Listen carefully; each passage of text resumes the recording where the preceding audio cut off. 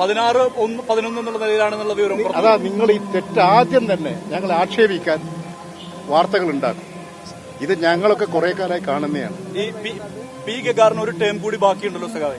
അപ്പോ അതിനകത്ത് ഇങ്ങനെ ഒരു തീരുമാനം വരാൻ എന്താ കാരണം? നിങ്ങൾ തെറ്റായ ധാരണകൾ വെച്ച് പുലർത്തി പറയുകയാണ്. ഒരു കോൺഫറൻസിന്റെ തീരുമാനമാണ്. ആ തീരുമാനം കൊടുക്കുക. നിങ്ങൾക്ക് നിങ്ങളുടെ ഭാവനാവിലാസത്തിൽ നിങ്ങൾ കണ്ടെത്തുക, എന്നിട്ട് അതിങ്ങനെ വാർത്തയായി കൊടുക്കുക. ഇത് ശരിയായൊരു പ്രവണതയല്ല.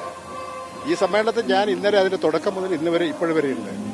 എല്ലാം വളരെ ഐക്യത്തോടുകൂടി ജില്ലാ കമ്മിറ്റി, സംസ്ഥാന സമ്മേളന പ്രതിനിധികൾ, ജില്ലാ സെക്രട്ടറി എല്ലാം ഐക്യകണ്ഠേനയാണ് തെരഞ്ഞെടുത്തത്.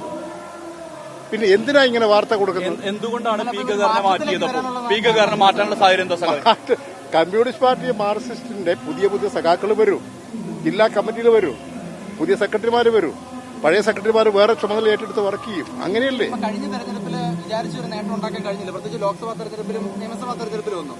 അത് അപ്പം അങ്ങനെ ഏതെങ്കിലുമൊക്കെ ഒരു പുതിയ മാറ്റമൊക്കെ കൊണ്ടുവരുമ്പോൾ അതിൽ ആര് പറഞ്ഞു നേട്ടമുണ്ടാക്കാൻ കഴിഞ്ഞിട്ടില്ലെന്ന്? ഇവിടെ കമ്മ്യൂണിസ്റ്റ് പാർട്ടി മാർക്സിസ്റ്റ് നല്ല ബഹുജന അടിത്തറ ഉണ്ടാക്കിക്കൊണ്ടിരിക്കുകയാണ്, സ്വാധീനം വർദ്ധിപ്പിക്കുകയാണ്, ഇവിടെ ഒരു പ്രബല ശക്തിയായി വളർന്നുകൊണ്ടിരിക്കുകയാണ്. ഒരു ടേം നിലനിൽക്കുന്നുണ്ട് പി ഗഗാറിന്. ആ ഘട്ടത്തിൽ എന്തിനാണ് ഇങ്ങനെ ഒരു സംഘടന മാറ്റം?